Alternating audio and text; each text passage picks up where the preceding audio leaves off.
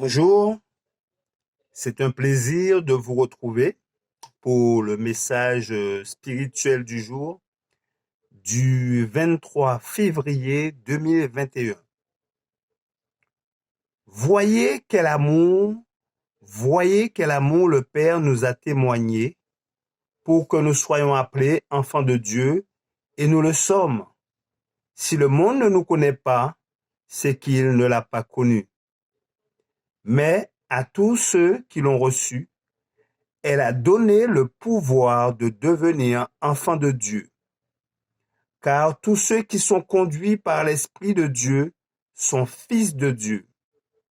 Et vous n'avez point reçu un esprit de servitude pour être encore dans la crainte, mais vous avez reçu un esprit d'adoption par lequel nous crions « Abba, Père ».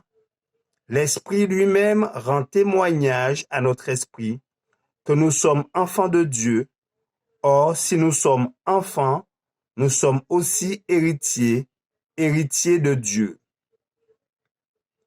et co-héritiers de Christ. Si toutefois nous souffrons avec lui, afin d'être glorifiés avec lui.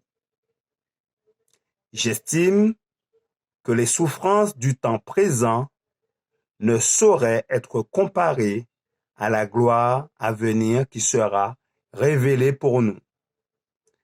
L'apôtre Jean ne peut trouver des termes adéquats pour décrire l'amour étonnant de Dieu envers le pécheur, mais il nous invite à le contempler dans le don de son Fils unique.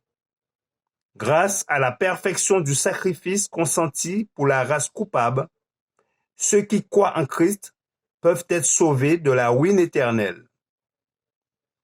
Lorsque le péché entra dans notre monde par la transgression d'Adam, le Christ était un avec le Père. Cependant, il accepta de quitter sa position élevée. Celui qui était égal à Dieu, qui demeurait dans une lumière inaccessible à l'humanité, dont la gloire était telle qu'aucun homme ne pouvait voir sa face et vivre, se soumit aux insultes, à la moquerie, aux souffrances, à la douleur et à la mort pour satisfaire aux exigences de la loi immuable de Dieu, afin de procurer aux pécheurs, par sa mort et sa justice, un moyen d'échapper aux conséquences de la transgression. Telle fut l'œuvre dont son Père lui confia l'accomplissement. Ceux qui acceptent le Christ et s'appuient sur ses mérites deviennent les fils et les filles adoptifs de Dieu, ses héritiers et les co-héritiers de Jésus-Christ. Que personne ne pense qu'un homme, quelque doué, savant ou honoré qu'il soit, fait preuve de condescendance en acceptant le Christ.